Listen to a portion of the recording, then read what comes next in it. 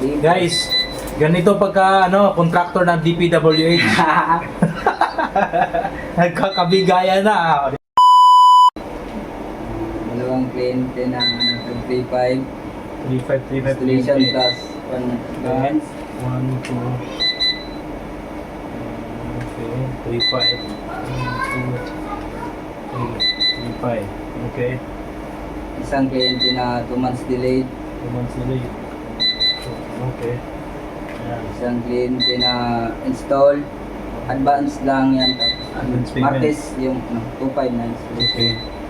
Okay. Ano natin? Breakdown na lang mamaya. Yan, yung quota base natin is 1,000 pero ngayon guys dahil naka-video, gagawin ko 1,500. Natawa sila guys, natawa sila. Bloopers kasi tayo guys. Eh ginagandahan ng ating channel eh. Hindi tayo puro ano lang, may halong kakulitan. Huwag kayong maingay ha kasi naka-video kaya 1,500. Napaka-hardworking na ito guys, kaya deserve nila, okay?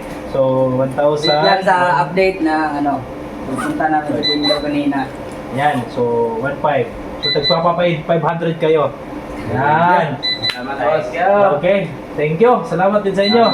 Hanggang sa bukas na naman.